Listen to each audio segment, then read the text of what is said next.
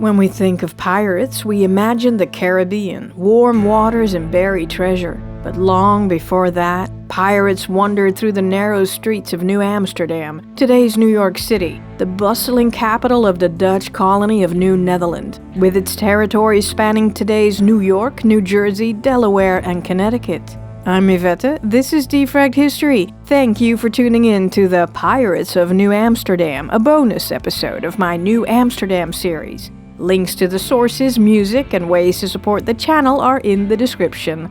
Don't forget to like, share, and subscribe. Now, let's explore what these seafaring marauders were doing in the port of New Amsterdam.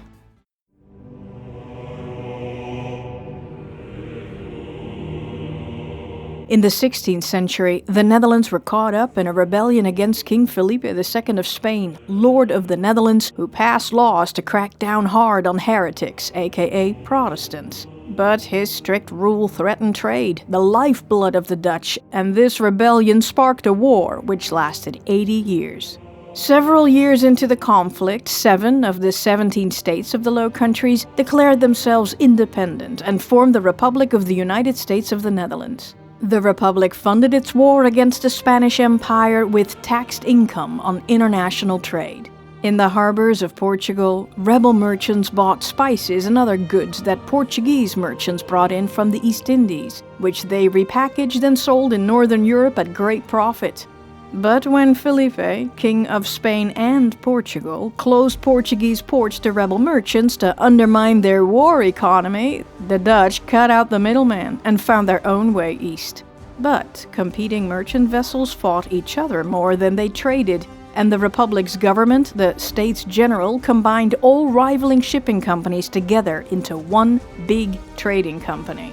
In 1602, they founded the Generale Verenigde Geoctrooieerde Compagnie, aka the Verenigde Oost-Indische Compagnie, aka the Dutch United East India Company, aka the VOC.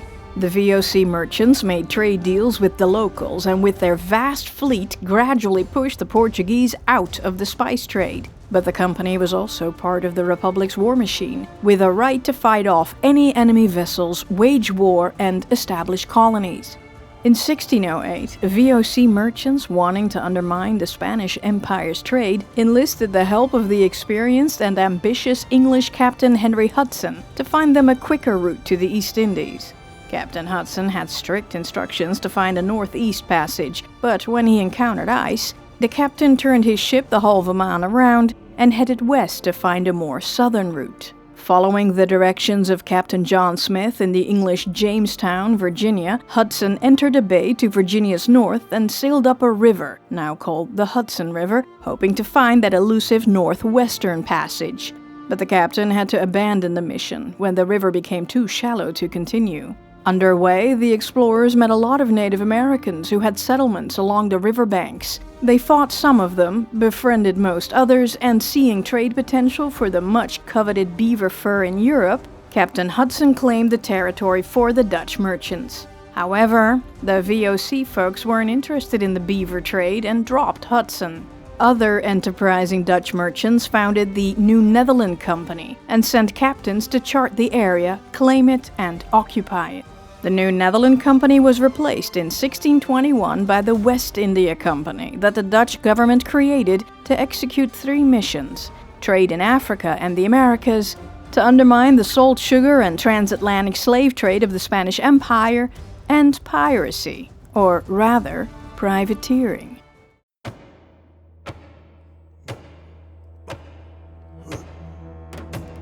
Pirates have been around pretty much as long as ships have existed. In the earliest writings, Phoenician traders spoke about their encounters with pirates some 3,000 years ago. The word pirate comes from the Latin pirata, sea robber, and from the Greek pirates, to attempt, as in attempt to steal. Corsairs were pirates who operated in the Mediterranean Sea between the 15th and 18th centuries. Buccaneers are the 17th and 18th century pirates who lived on the Caribbean islands of Hispaniola and Tortuga. So a pirate was an outlaw, sailing and robbing ships for their personal gain. But if a pirate had a letter of marque, he was a legal pirate, aka a privateer. The term privateer and privateering, or the Dutch kaper and kaapvaart, were not used until the middle of the 17th century, but historians use the term for all legalized piracy. A letter of marque and reprisal was given by a government or sovereign to a privately owned ship with guns, not belonging to a navy, giving them the legal right to attack and plunder ships of enemy powers. Generally in the Netherlands there was a represaillebrief, letter of reprisal for defensive privateering, and a commissiebrief, a letter of commission for offensive privateering. The term kaperbrief was introduced later. A letter of marque and reprisal, shortened to letter of marque, is the English term, with marque meaning boundary or border. I'm explaining this because these terms come up in quotes later. Why did governments issue this letter of marque? Well, they didn't have a large enough naval fleet to fight their wars. Building a ship could take over a year and cost a lot of money, so making pirates and their ships legit, or even commandeering them and their crews, was a handy-dandy, ready-made solution to their problem. This way they could wage economic warfare and save a buck or two in naval warfare. During the 80 Years' War with the Spanish Empire, the rebels deployed this maritime weapon, starting with the Spiesdraegers, infamous Dutch marauders, who were so wild and problematic that the leader of the rebellion, Prince Willem of Orange, issued them commission letters with strict rules in an attempt to control them. But as the one who issued the letter, he would also receive a percentage of the loot. Privateers were allowed to keep a percentage of the proceeds of the sale of the ship they captured and its cargo, called a prize, and they had an honest job. But since the letter system wasn't enough to control the violence at sea and to avoid diplomatic rows with friendly nations, there was a legal process after captured prizes were brought to port. All loot was brought before special courts to be adjudicated. Once the court determined that a prize had been captured under a letter and had been taken according to the rules of the letter, it was auctioned off. The proceeds were shared with the entity that issued the letter, owners of the vessel, those who bought a stake in the venture, and lastly, captain and crew. If the prize wasn't legit, privateers had to compensate the owners of the prize for their losses. The system was supposed to keep the privateers honest, but generally it was plunder first, lawyers later. However, if a captain carrying a letter couldn't find enemy vessels to capture, he might just seize a neutral or even friendly ship, hoping no one would notice. It was the risk governments took by granting letters to pirates. Being a privateer wasn't without risk either. If a raid of an enemy vessel failed and they were caught, they'd lose all previously captured loot and the owner lost his ship. The officers and crew became prisoners of war. Once a war was over and a peace agreement was signed and ratified, the letters of marque became null and void from one day to the next, and the privateers had to stop raiding. If a prize was caught after the letter was revoked, it became a legal tangled mess, as we will see. With the privateers out of a job, they could try to join the usually severely reduced navy, but some opted to continue as very experienced and skilled pirates. But pirates who were caught would dance the hempen jig. They were hanged, and were left hanging until there was nothing left but bones, to scare off any would-be pirates.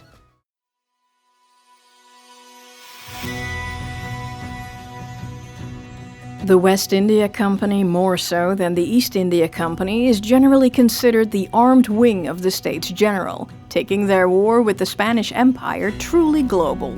Since the Spanish had declared the Caribbean Sea mare clausum, a closed sea, fights were inevitable, and the company ships were therefore armed. The West India Company was founded with three missions: trade, capturing colonies from the Spanish and Portuguese to disrupt their trade, and privateering.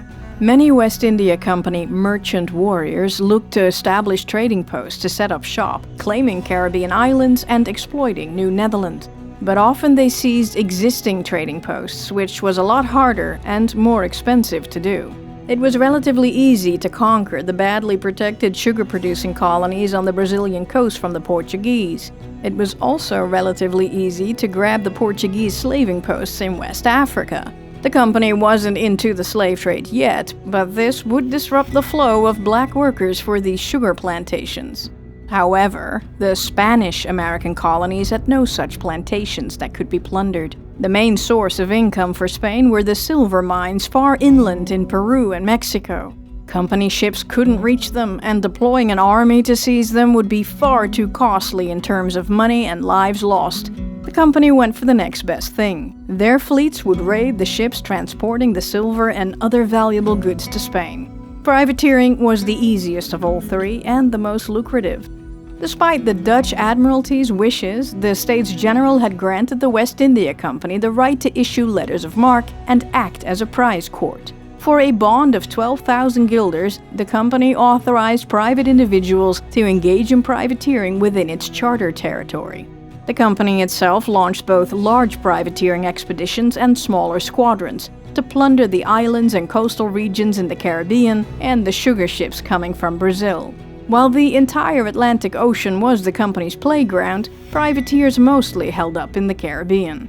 One of the more notable privateers was West India Company captain and later Admiral Cornelis Corneliszoon Jol, who with his yacht the Otter inflicted considerable damage on the enemy. During his 10 missions, he plundered more than 100 ships.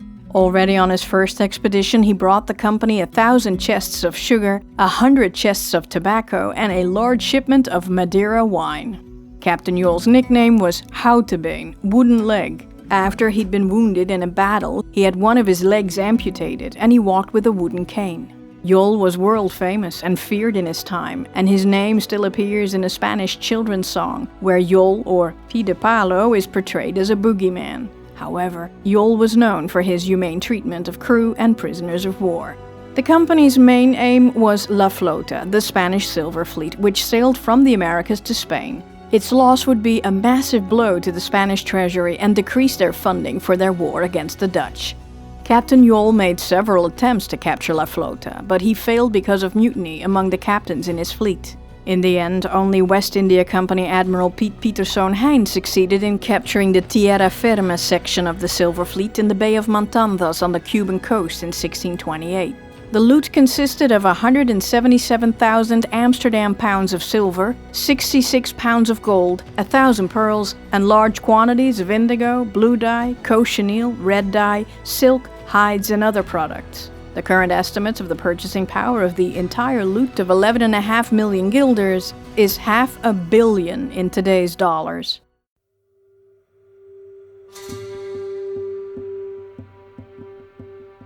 In 1623, the West India Company took over the trading posts established by the New Netherland Company and built on the existing trading treaties the Dutch had made with the Native Americans of the Haudenosaunee tribes in the area, who gladly traded beaver skins in exchange for all kinds of useful tools and weapons. The Amsterdam Chamber, one of 5 chambers of the company, was put in charge of this New Netherland territory.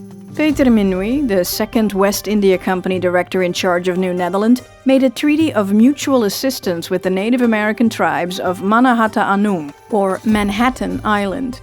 Sometime after 1625, they were allowed to rent the island to build a settlement there, in exchange for 60 guilders worth of goods, valued at 10 times a soldier's yearly salary. On the southern tip of the island, the company built Fort Amsterdam, and the settlement that sprang up next to it was called New Amsterdam. Other trading posts were established, such as Fort Orange, near present-day Albany, and Fort Nassau on the south, now Delaware River. Colonists hailing from today's Belgium and the Netherlands arrived to serve a 6-year West India Company contract and settled in various areas. The Dutch had English neighbors. The 4 northern colonies filled with persecuted Puritans were New Plymouth, Massachusetts Bay, New Haven, and Connecticut. They teamed up as New England. To New Netherlands south was Virginia, with company town Jamestown. However, it soon became clear that the New Amsterdam harbor was the best harbor on the occupied East Coast. New Englanders wanted to annex New Netherland and its great port, but they couldn't seize it without a fight. You could think of New Netherland as a trading post or an agrarian settlement. The Amsterdam Chamber wasn't even sure about that one. But the colony had a third source of income: raiding, piracy, and privateering.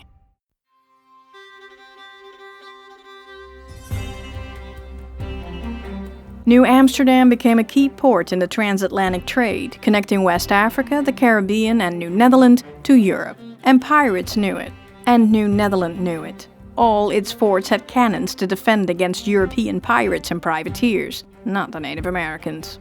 New Amsterdam was wild, multicultural, and surprisingly tolerant, a magnet for adventurers, outlaws, and opportunists.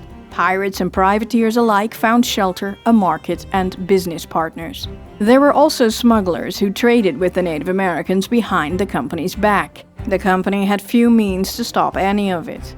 All this riffraff led to a boom in breweries, taverns, and brothels. Within a few years, a quarter of New Amsterdam's buildings were all about the alcohol. Most taverns were located in an area that is still New York City's entertainment center today. However, with the alcohol flowing and illegal trading increasing, crime rates went up, and there was really no one around to deal with it.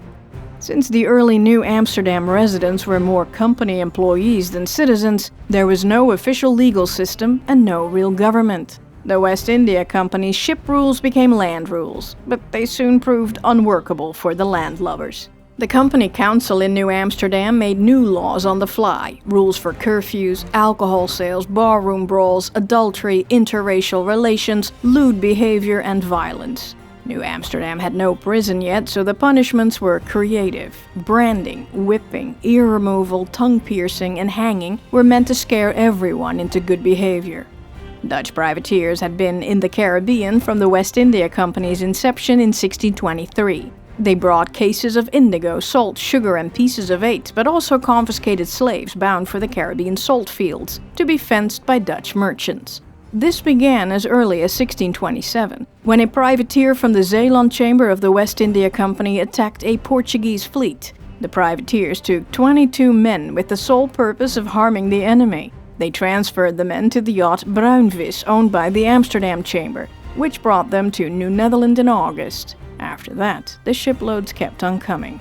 While the company only got involved in the slave trade after 1637, these early Africans brought to New Amsterdam by pirates and privateers became slaves in the West India Company's service. Others worked for their freedom, or were employed as freedmen from the start. Some ended up as domestic servants, others in the countryside as farmhands.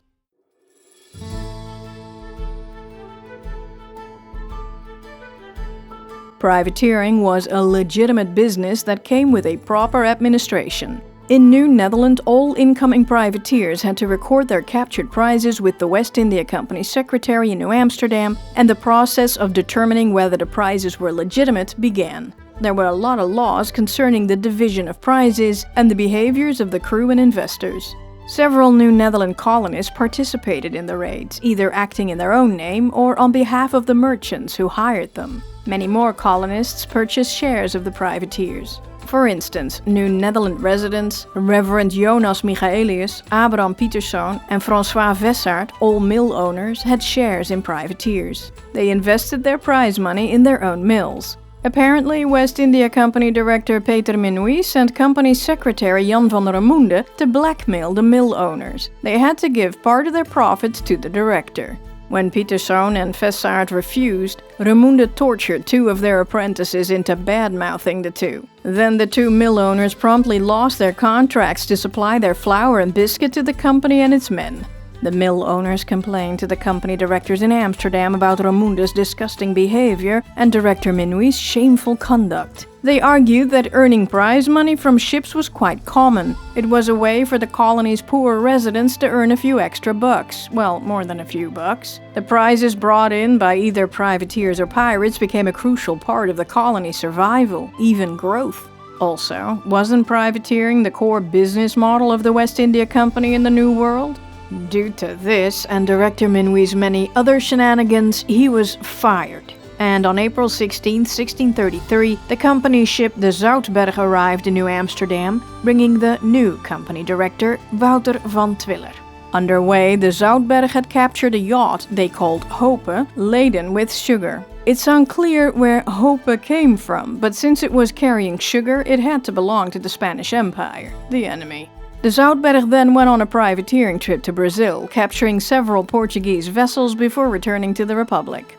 During the 1630s, New Netherland became an increasingly attractive destination for privateers. Its population and market were small, but since the company mostly ignored the New Netherland colony and its lax government, illegal trade activities, including privateering and piracy, and sometimes a combination of both, could thrive. For instance, when in 1639 the Kanarievogel belonging to the Amsterdam Chamber arrived in New Netherland towing a prize, some claim the crew had taken linen before the prize adjudication. When Kanarievogel's captain and crew testified this never happened, the council simply let it slide. The West India Company directors knew this sort of stuff was happening but had no means to stop it. Besides, the sugar plantations in the South Atlantic were far more important.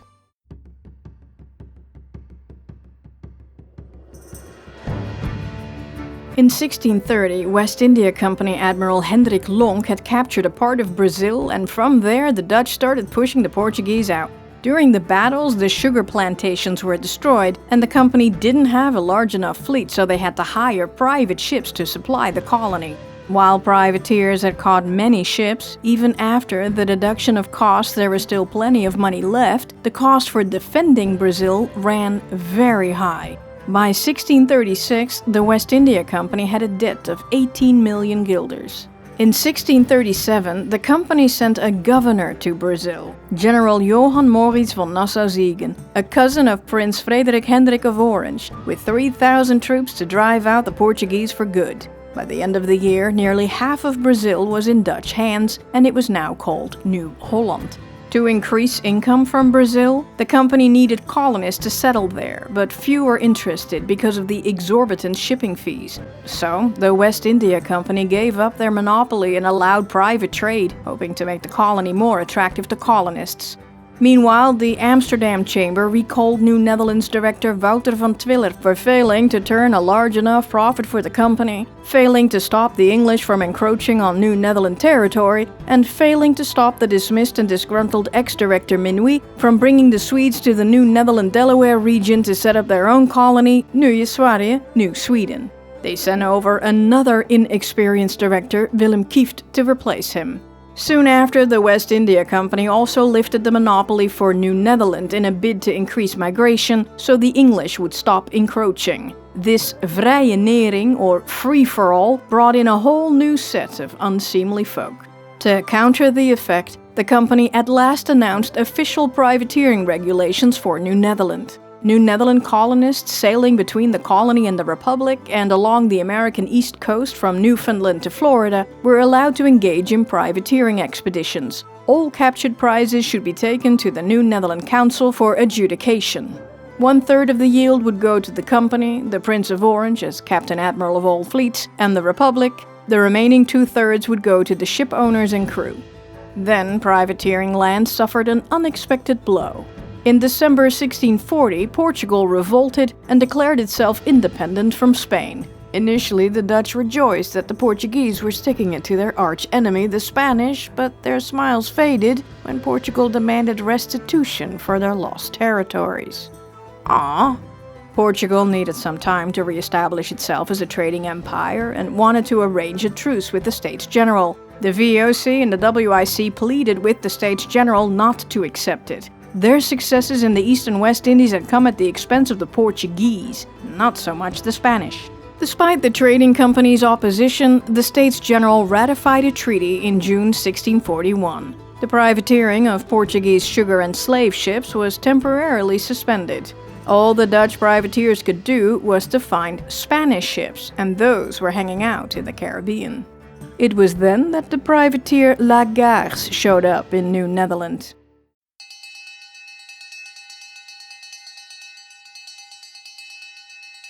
Albertus, or Abraham Blauvelt, and his son Willem Albertsen Blauvelt were Dutch privateers and sometimes pirates who both resided in the Americas. Abraham mapped the coast of Central America. The town of Bluefields and Bluefield River in Nicaragua are named after him. Bluefield is the English translation of the Dutch name. Abraham's South American base was Bluefields Bay, Jamaica, but New Amsterdam was his North American base. Abraham's son, Willem Blauvelt, a woodworker and shipwright, attacked Spanish ships from his base on English-held Providence Island, until the Spaniards conquered and suppressed it in 1641. Willem was in the market for another base and needed to find a port to liquidate his prizes. In July 1642, he arrived in New Amsterdam with his frigate Garce, the Wench, with a prize in tow. Willem dutifully reported his log with the New Netherland secretary to start the adjudication process. However, most goods were sold before the process was completed, something that was allowed to prevent damage or warehouse theft. The money was held until the process was completed. However, these prizes were captured outside the area of the privateering charter of New Netherland. The New Netherland Council didn't seem to care. They apparently recognized its income potential and simply assumed an authority they didn't actually have. They even went a step further. Director Kieft and the company council granted Captain Blauvelt a letter of marque to intercept enemy ships in the Caribbean as the enemies of the high and mighty lords of the States General of the United Netherlands, with the help of God and by force of arms.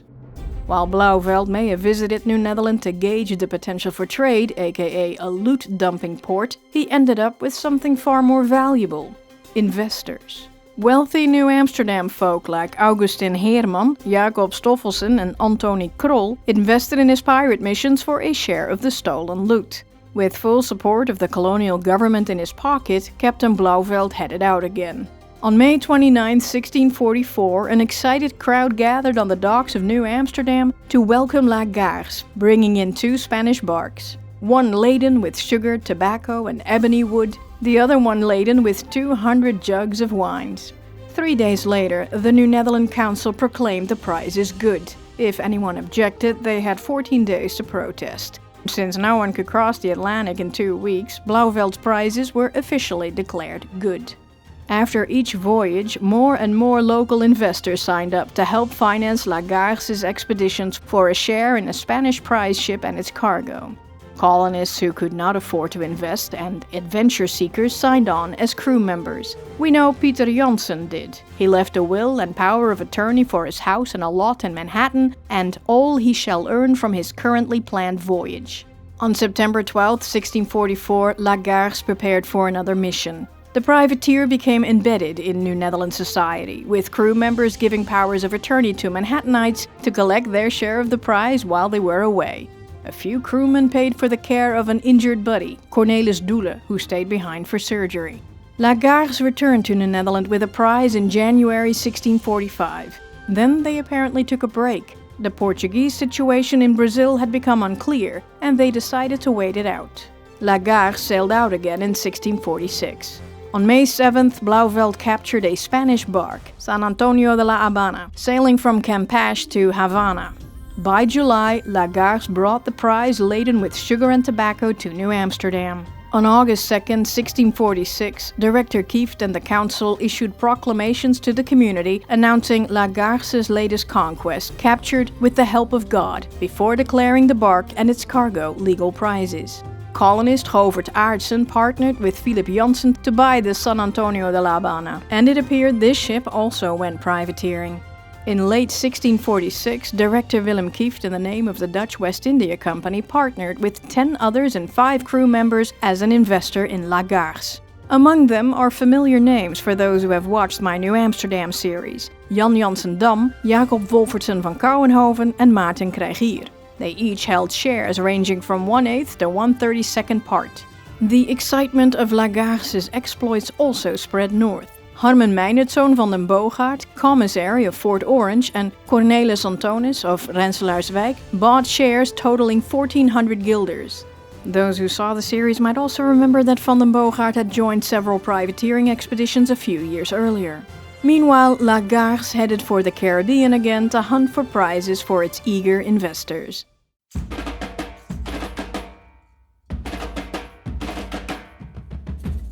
After the French captured the pirate nest Dunkirk on the Spanish Netherlands coast, privateering in that area ended. A subordinate WIC kaperrederij called the Brasilse Directie, Brazil Directorate, was established in Zeeland to coordinate privateering in Brazil. Within a year, Directorate ships captured no fewer than 220 Portuguese-Brazilian ships, but also Hanseatic, English, French and even Dutch merchantmen were caught in the net. The Portuguese had chartered these foreign vessels for their sugar transport. This loss was such a blow to the Portuguese economy that King João IV created the Companhia Geral para o Estado do Brasil, of 18 warships to convoy the sugar fleets. As a result, the Directorate ships, often out on their own, could no longer capture these ships. Meanwhile, the West India Company commissioned ships weren't doing much better. They had to pay 18% of the plunder to the company, 3.5% to the Prince of Orange, as well as 2% in poor relief. Investors lost interest. Even when the company steadily lowered their percentage to 12%, the privateering arm of the company was doomed.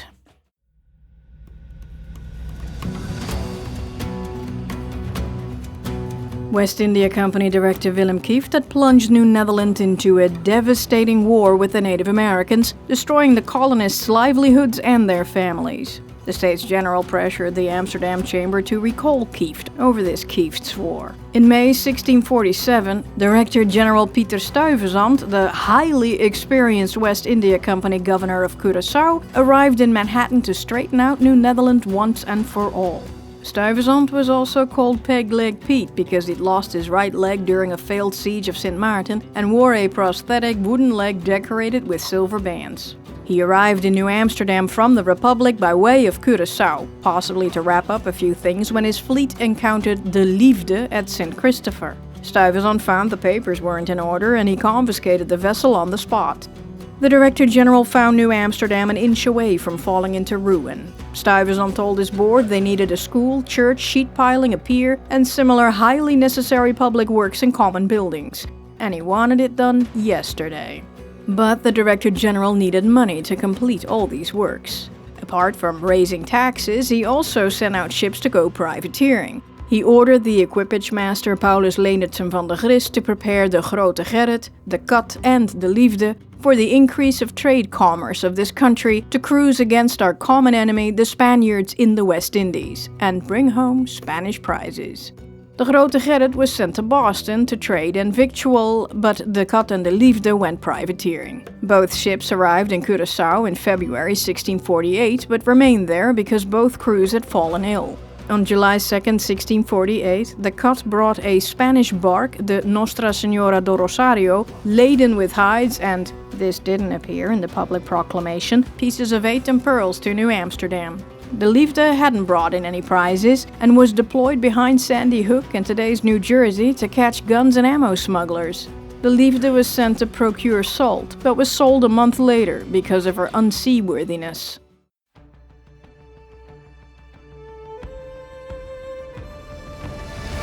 Director General Stuyvesant, wanting to stop the New Englanders from encroaching on New Netherland territory, asked the New England governors to establish borders. They waved him off. Later, maybe. Stuyvesant decided to force the issue. A trading vessel, the Santo Benigno, owned by an Italian businessman based in Amsterdam, was in the harbor of New Haven, a colony of English settlers in what was considered New Netherland territory. The Santo Benigno engaged in trade for a month without a license from the West India Company, and the Director General decided to handle the smugglers and show the New Englanders who was boss around these here parts.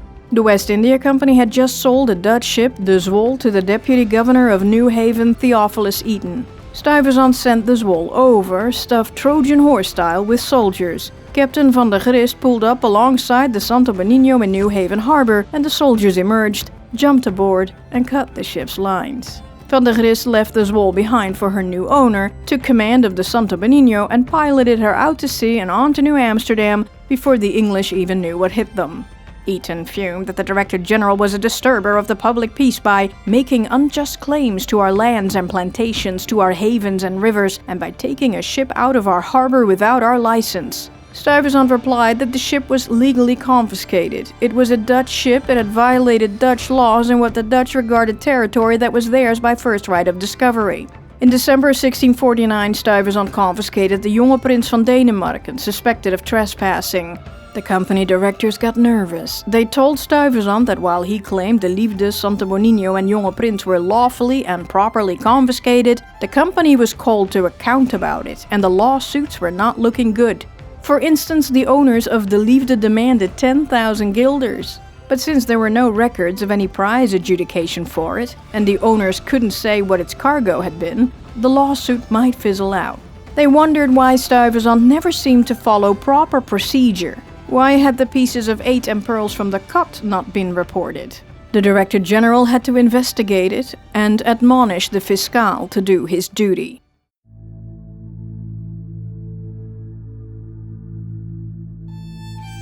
Then there was peace. The 80 Years' War between the Dutch Republic and the Spanish Empire ended in 1648 with the Treaty of Münster. With peace, privateering became illegal. All letters of marque were revoked. In the West Indies, the peace started in November 1648. Any damages incurred by the West India Company after November 19th had to be repaid by the company. The company officials now had to be extra careful when handling new privateering prizes. Captain Blauvelt, like so many privateers, had a hard time coming to terms with the news. At this point, Garce had at least 22 colonists and 20 crew members as investors. In January 1648, months before the peace, Blauvelt captured a Spanish bark sailing from Campeche loaded with linen, hides, and 28 cases of indigo. He sent the bark to New Amsterdam with a skeleton crew, facetiously naming it Hoop van een Beter, hoping for a better one. Garce then intercepted a Spanish bark coming from Portobello. Blauvelt left the ship but took the goods. Apparently, some private investors hired Blauvelt to only capture cargo. After only one public announcement instead of the usual 3, the goods captured before November 20th were declared a good prize, unless someone protested. So far so good. But then, on May 5, 1649, Blauvelt captured a Spanish bark, the Tobasko, laden with grains of paradise in today's Grijalva River in Mexico.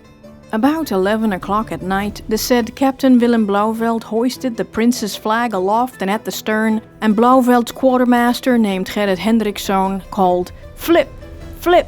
Mate, flip!" but received no answer, and seeing it was the enemy's ship, cried out, "Strike for the Prince of Orange!" The Spaniard answered, "Strike for the King of Spain!" and immediately fired 4 cannon shots. Garce intercepted yet another ship in July filled with logwood, but they became separated from that ship. One night, Blauvelt mistook an enemy ship for his missing prize, but it wasn't, and they barely got away alive. Oops. Garce returned to New Amsterdam with the Tobasko. Its pilot, Sibada, and several crewmen arrived with him, claiming a share in the prize. Perhaps they literally jumped ship, or they willingly surrendered the ship to get a cut of the loot. It's likely they went with Blauvelt to New Netherland because the Spaniards would have killed them for this offense. But there was a problem. Captain Blauvelt had snagged the Spanish bark 5 months after the West Indies peace date of November 19, 1648. Garce's sailors solemnly swore they knew of no peace. The Spanish crew hadn't either. Yet others testified that the Spanish had attacked them first, making the whole thing a big legal mess. Was it illegal offensive privateering or legal defensive privateering?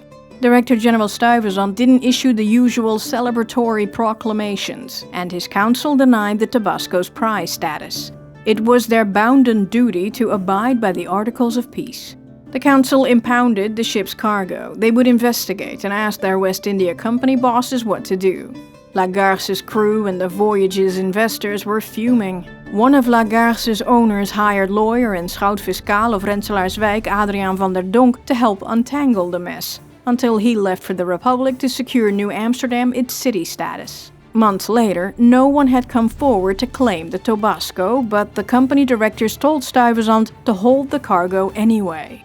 Meanwhile, after promising to honor any Spanish claims, Blauvelt took the Tobasko to Newport, New England to auction it off. The New Englanders weren't thrilled. They were not equipped to mediate a prize and worried Blauvelt's arrival might attract more privateers to their shores. The money from the sale remained in the West India Company's account until the prize was declared good or invalid. Then Captain Blauvelt vanished, but he had taken some goods, for which the company would prosecute him. Willem Blauvelt never returned to New Netherland, probably to avoid a trial. But he still raided ships, and the West India Company proclaimed the man a pirate. In 1660, more than 10 years after the Tobasko's capture, no one had come forward to claim it, but the company directors made their final judgment. The prize was invalid. The end. For those few years, Garce had brought excitement, exotic goods, and wealth to the people of New Amsterdam. Its crew members became part of the community, with some even marrying and settling there.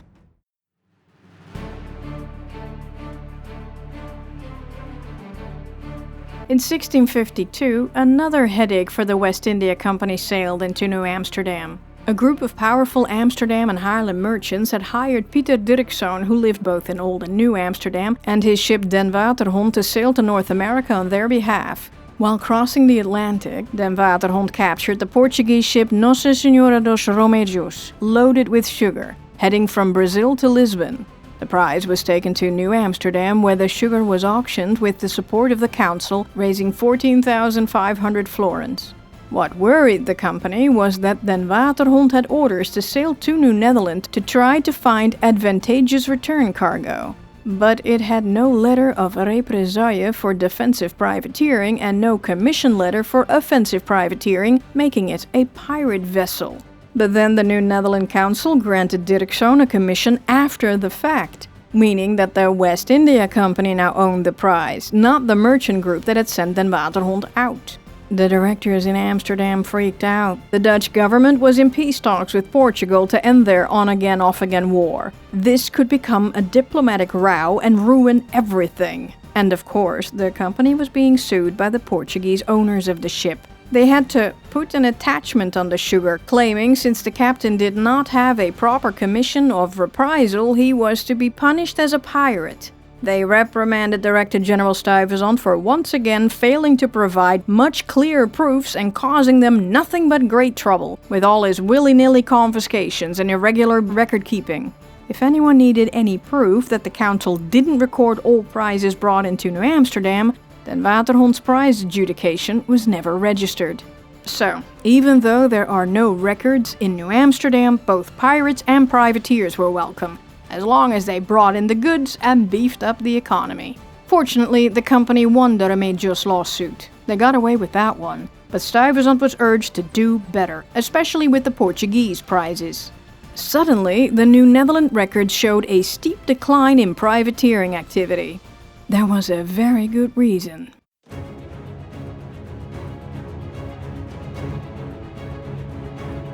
In 1652, the Dutch Republic found itself caught up in another war, the First Anglo-Dutch War. England, upset with the Dutch trade monopoly in the East Indies, decided to fight them for it. A war with prizes closer to home meant that Dutch privateers left the Caribbean and made their hunting territory in the cooler waters of the North Sea and the Channel. Now their commissions fell under one of the Republic's 5 admiralties instead of the West India Company. Meanwhile, the New Englanders, always looking for ways to annex New Netherland, used the war to send out privateering vessels to attack Dutch merchants heading from and to New Amsterdam harbor. Border agreements had been made, but they were never ratified. And with the New Englanders invading New Netherland territory and trying to convince the locals to ditch the Dutch and join New England, Director General Stuyvesant had to arrest and banish troublemakers. For instance, he kicked out Captain John Underhill, who went to the colony of Rhode Island and Providence plantations and convinced their General Assembly to declare war against New Netherland.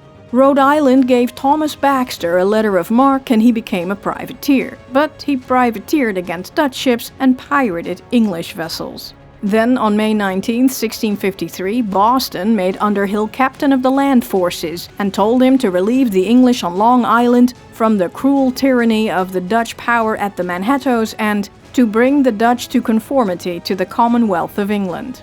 They also appointed William Dyer and Edward Hull commanders on the sea and ordered to take all Dutch ships and vessels as shall come into his power and to defend himself from the Dutch and all enemies of the Commonwealth of England. At sea, Edward Hull seized a French vessel. No harm done to the Dutch there.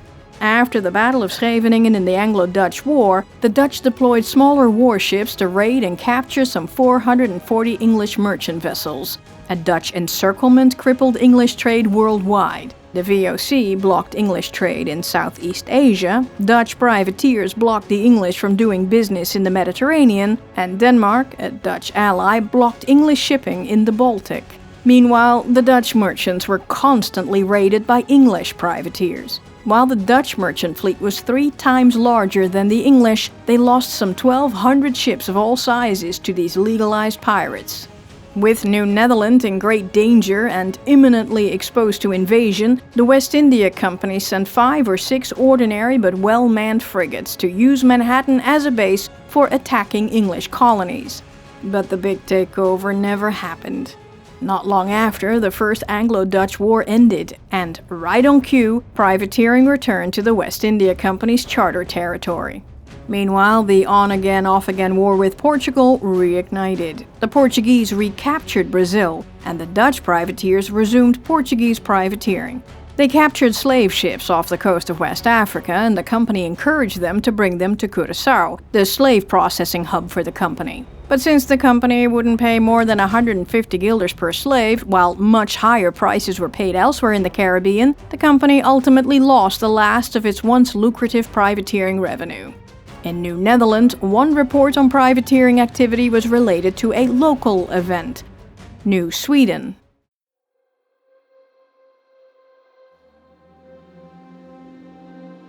When the Swedes arrived in 1638, smuggled in by ex-West India Company director Peter Minuit, they established a colony on the river on the opposite side from the Dutch settlements. As it turned out, an infinitely better trading spot for the Native Americans. While the Dutch claimed sole ownership of the river, the Swedes had the upper hand and nothing happened, with Nieuwe Sverige steadily expanding under Governor Johan Prince's rule.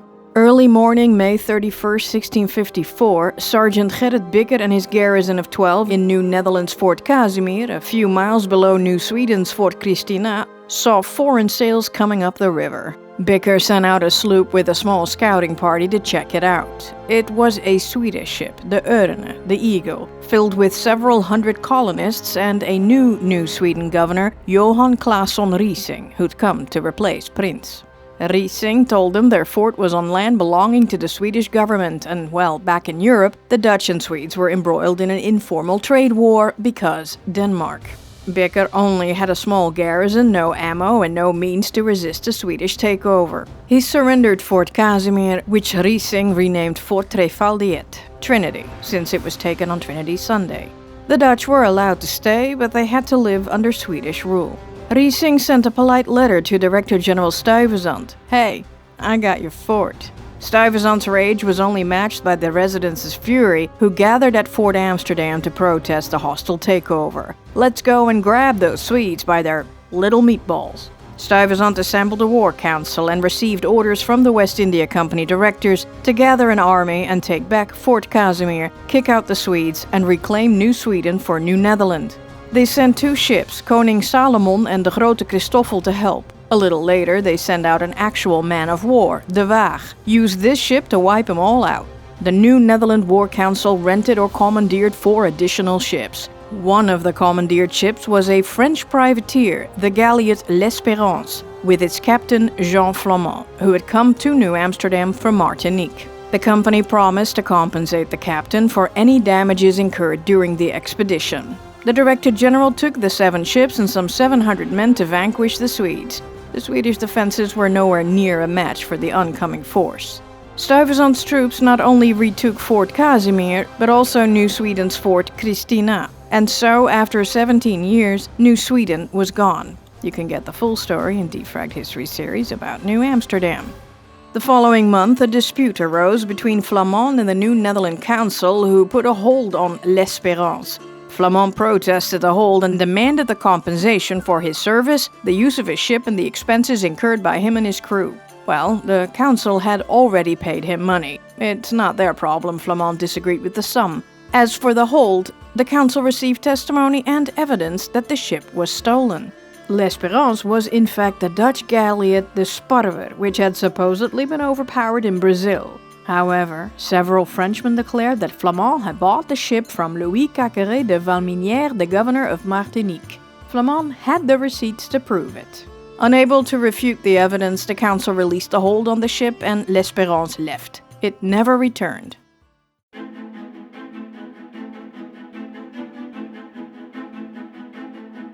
In June 1656, Captain Pieter de Graaf arrived at the colony with a Spanish bark captured in the Franco-Spanish War. The man lost his French commission papers from the governor of Guadeloupe, Charles Huel, because he'd been shipwrecked. With only the crew's testimonies to support his claim, the council doubted the story. Why bring the prize to New Netherland instead of Guadeloupe?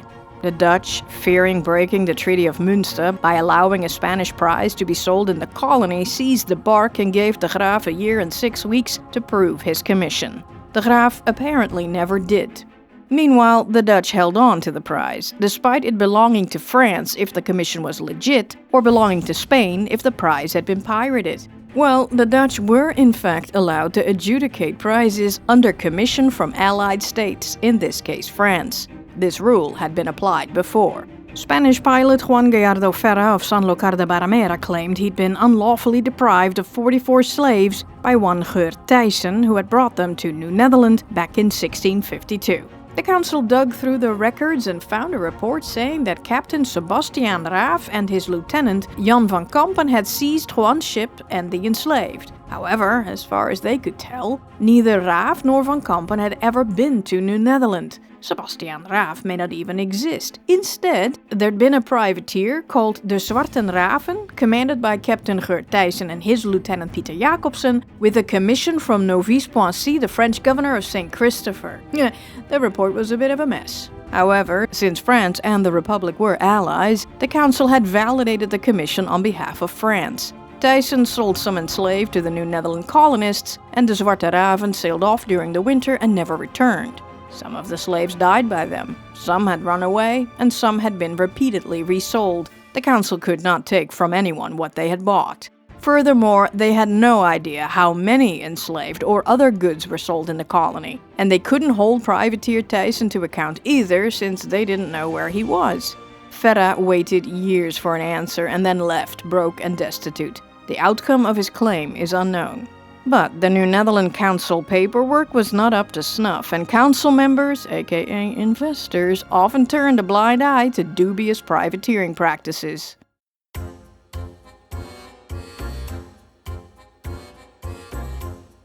In May 1657, Frenchman Augustin Beaulieu on his frigate Saint-Pierre dropped anchor at Noten Eiland, today's Governor's Island, with a captured Spanish ship in tow. Beaulieu asked for an official to inspect his commission so that his ship and its accompanying prize could enter New Amsterdam harbor. After inspection, the council honored his request. The Frenchman, holding a French letter of marque, was an ally of our nation. Director General Pieter Stuyvesant allowed Beaulieu to divide and sell his prize in New Amsterdam. The Spanish ship was converted into a merchant vessel to carry victuals from New Netherland to the Caribbean. But there was a problem. The assessor, English council member Brian Newton, told the council that they had confiscated Spanish goods and ships. Stuyvesant protested that they could not prohibit Allied friends from coming to their roadsteads, nor could they obstruct honest trade, the soul of our fatherland, the growth and advancement of this budding place. What's more, prohibiting Beaulieu from trading might give thereby the neighboring French governor of Cristofel, Guadeloupe and others inducement and justifiable cause to apply the same standard to us and our nation, which would result in significant damage. Grain grown in New Netherland was sold in the Caribbean, making these French islands neighbors and important trading partners. The West India Company directors accused Stuyvesant of shutting your eyes in the meantime to the sale of the prize cargo. No, he could indeed not prevent privateers from entering his port, but he could forbid them to break cargo and sell some of the prize goods, which must not be allowed to be done either directly or indirectly within the company's jurisdiction. Otherwise, the company and country, needing to honor treaties with both Spain and France, would become involved in great trouble. He should never break cargo in this situation ever again. Beaulieu was a frequent flyer in New Netherland and seemed notoriously bad at paying his debts to the colonists, and, as the council found out, he had a 900 guilder debt to the company.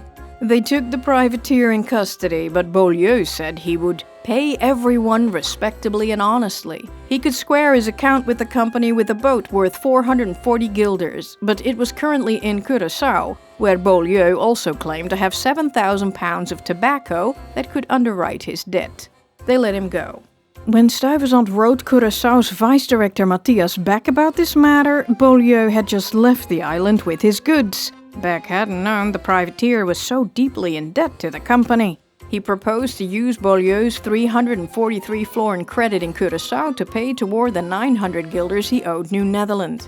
Then the West India Company directors discovered that infamous pirate villain Captain Beaulieu was the most dangerous type of privateer. The man was playing all the sides.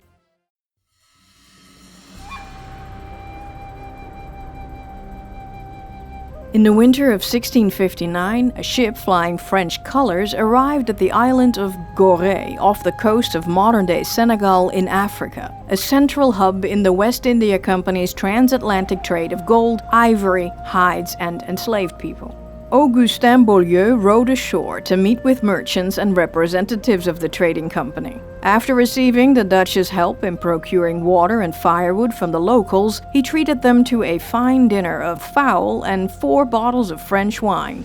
During this dinner, the French crew came ashore, armed with pistols, overpowered the guards at the gate of the fort, and attacked the place.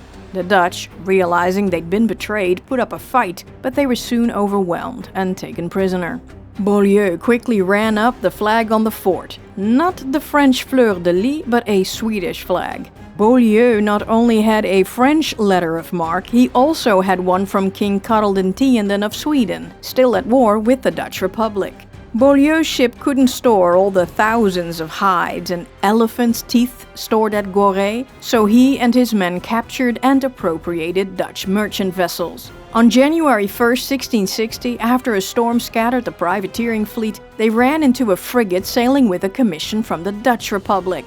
After a massive fight, the Dutch managed to take the ship and drive Beaulieu off. A survivor of the Grolle raid, a surgeon named Abraham Veldhuizen, who'd been taken along for the ride, testified to the West India Company about the whole ordeal.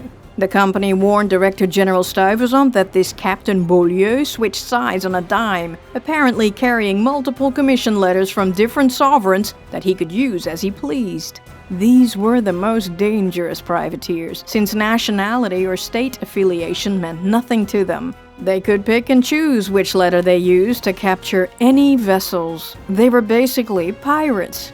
Beaulieu had already tried to use this commission letter switcheroo at Curaçao, but a commander there saw through the scheme in time. The directors told Stuyvesant to be careful in dealing with unfamiliar ships and dubious privateers. They told him to seize a privateer that had been lurking in the Long Island Sound that boasted no less than 3 official privateering commissions. The directors wanted the captain to be trapped and punished as a pirate, as an example to others.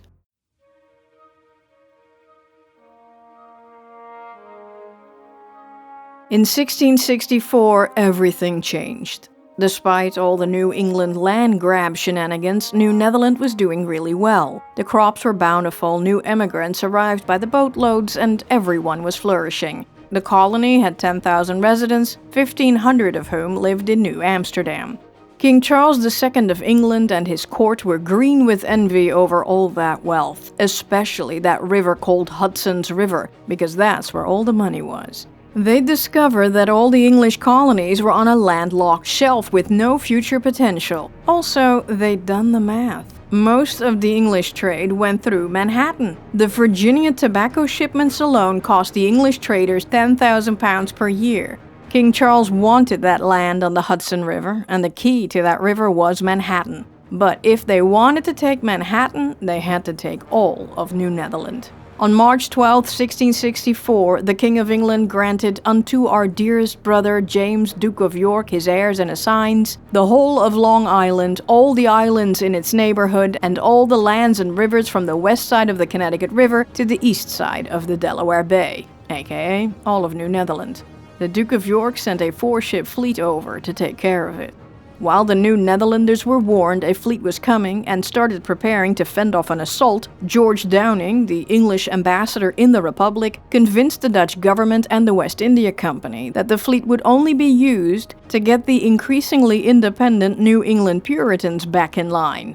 The Dutch believed him, and the preparations stopped. On August 26, 1664, the English fleet arrived and dropped off some foot and horse on Long Island to team up with the Connecticut pike and musketmen and volunteers from the English villages. When some French privateers in the area heard it was going down, they rushed to join them. The plunder was gonna be great. Then the fleet, cannons loaded, showed up before Fort Amsterdam on Manhattan. Director General Peter Stuyvesant wanted to fight this unjust invasion and defend the colony, even though the West India Company hadn't sent any help, powder, or shot, and the place couldn't be defended.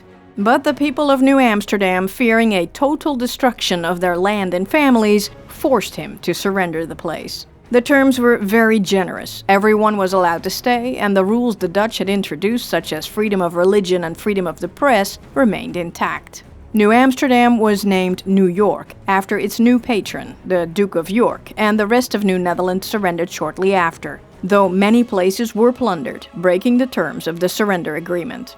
Soon after this hostile takeover, the Dutch and English empires were embroiled in the Second Anglo-Dutch War, during which the Dutch captured several islands in the Caribbean and Suriname, with its valuable sugar plantations, from the English.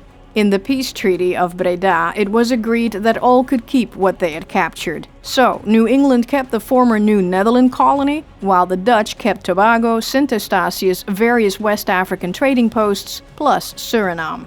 A mere 5 years later, the Third Anglo-Dutch War broke out, during which time Dutch Admiral Cornelis Evertsen de Jongste recaptured New York and renamed it New Orange, after the Dutch stadtholder Prince Willem III of Orange. 6 months later, the war ended with the Second Treaty of Westminster.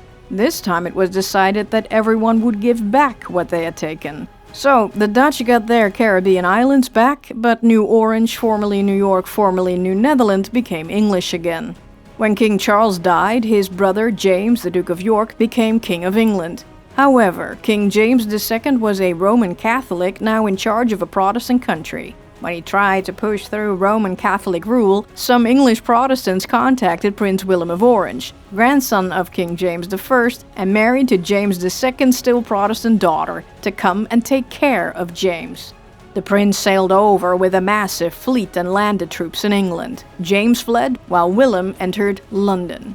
A few months later, William and his wife Mary Stuart became the King and Queen of England. Apart from a few skirmishes, it had been a bloodless coup and was dubbed the Glorious Revolution.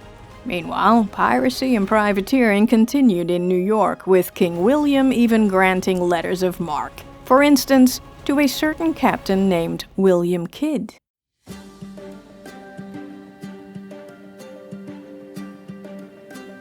Under English rule, New York became a straight-up pirate utopia, where ships were allowed to unload and sell stolen treasures. Its corrupt government officials allowed local merchants to trade with seafaring criminals without ever having to fear being arrested. The governor of New York, Benjamin Fletcher, could be bought for $100 Spanish. In May 1689, King William of England joined other European Protestant countries in their 9 Years' War to fight the Roman Catholic King Louis XIV of France. It unleashed King William's War in the Americas, and Governor Fletcher granted letters of marque to attack the French for a good cut of the prize. The prize adjudication process became more of a suggestion. It was quicker and more profitable to just skip the legal stuff and board any vulnerable ship, friend or foe. Pirates and their cold, hard cash kept tavern owners, whores, retailers, and others in business. Among those who could be seen swaggering through the New York streets were Henry Avery, Thomas Tew, and William Kidd. Most would argue Captain Kidd wasn't a pirate, but he was the only pirate to have buried treasure, giving rise to the buried treasure pirate lore. Born in Scotland, Kidd moved to New York after a privateering stint during the 9 Years' War. In 1695, while England was still at war with France, Kidd signed up to become a pirate hunter in the Indian Ocean.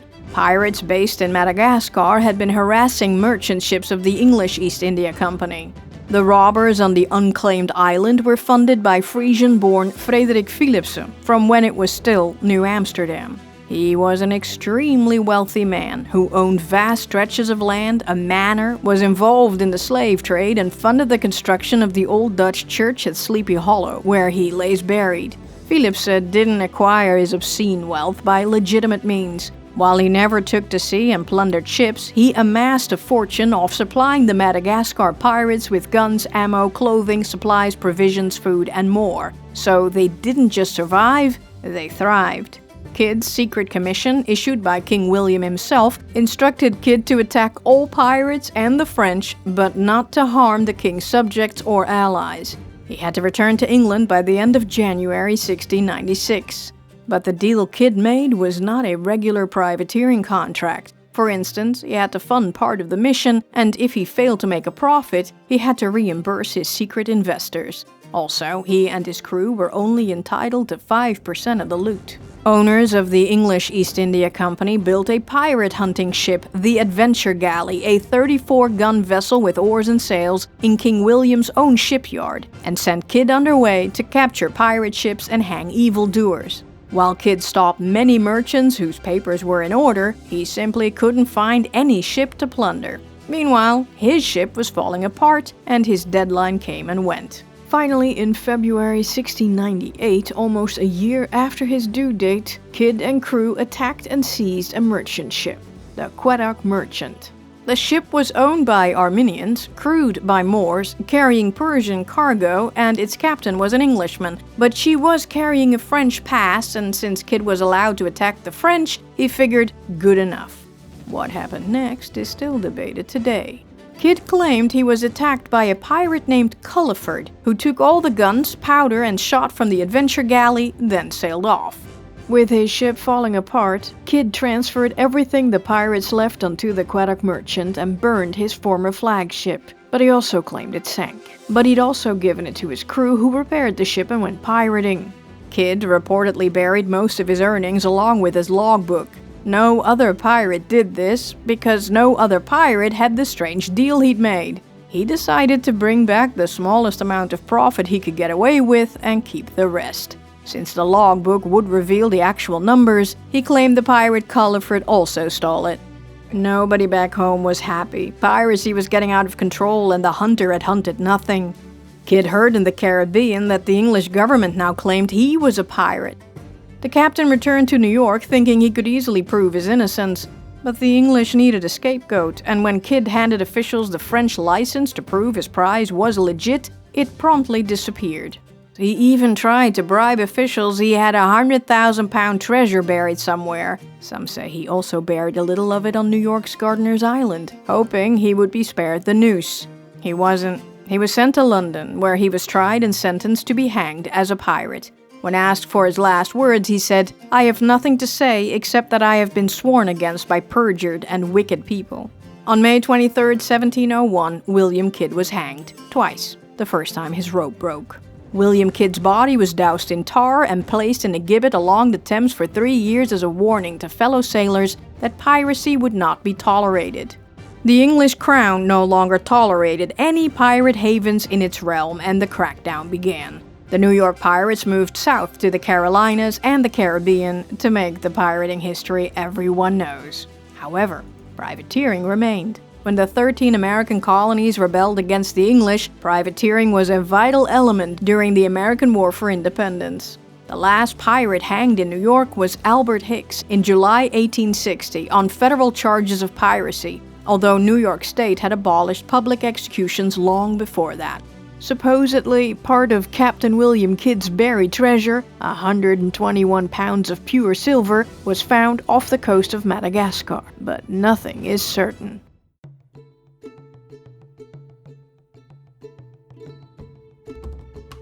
From smuggling to swashbuckling, pirates and privateers helped shape New Amsterdam and later New York's rough and rebellious identity. Today, the pirates are gone, but traces remain, like street names, rumors of secret tunnels, old taverns, Gardiner's Island, the Captain Kidd-funded Trinity Church, and a host of legends and even ghost sightings. If you've enjoyed this dive into New Amsterdam, New York's forgotten pirate past, drop an anchor on that like button and subscribe for more history. And let me know who your favorite historical pirate is in the comments.